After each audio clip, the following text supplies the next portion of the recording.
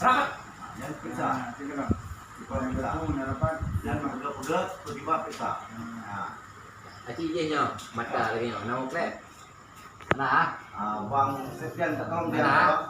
Bukan bang. Tolong agaknya nyawa di ibu dan enggak. Kaki jaro tetap lagi nya. Jaro tunggu dah kami aki. Ya. Yang harapan ini keren, kurang bilang ni. Nama itu kita bersaudara. Yang ini lemas ini kale. Lemas. lemas. Lemasnya dekat le.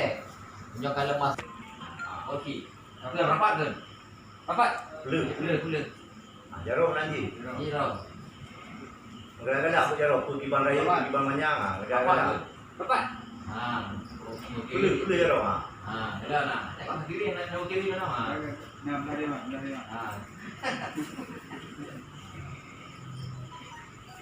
Rapat. Yang orang normal lagi pelaku lagi ya. Ini ya. Ya. Dah nak. Pak. Apa? Punya normal, punya rezeki, kerja kau mana ya? Aja nak enggak tahu lah deh. Kalau laki ya, tak betul aja. Pak kan?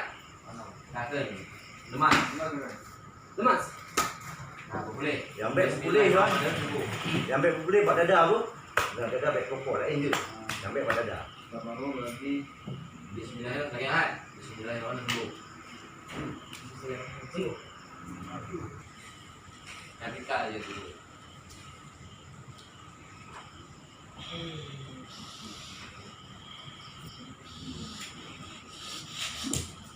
Nah, dibalik.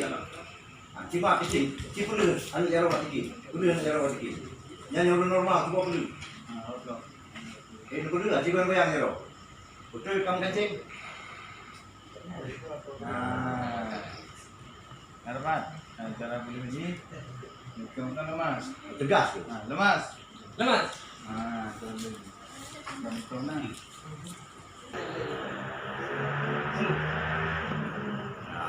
Santai lagi semuanya.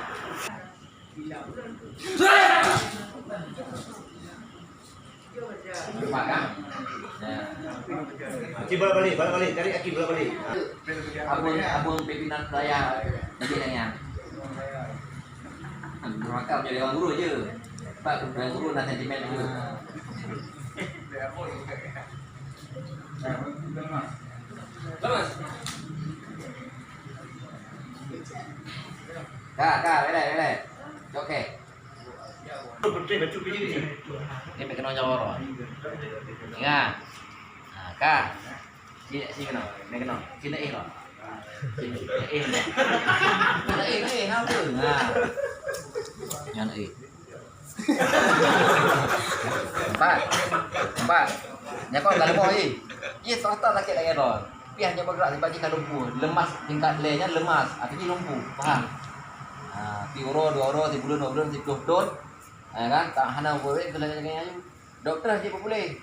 Karena pokok dia kazalim mak dong karena akan dia pohon. Faham? Jadi ilmunya rapat. Cibut lagi. Chicken rapat lah. Rapat. Kak citut.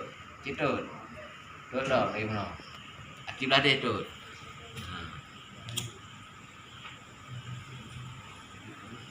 Necen je nak. Cibut lagi. Nak rapat, nak kaku.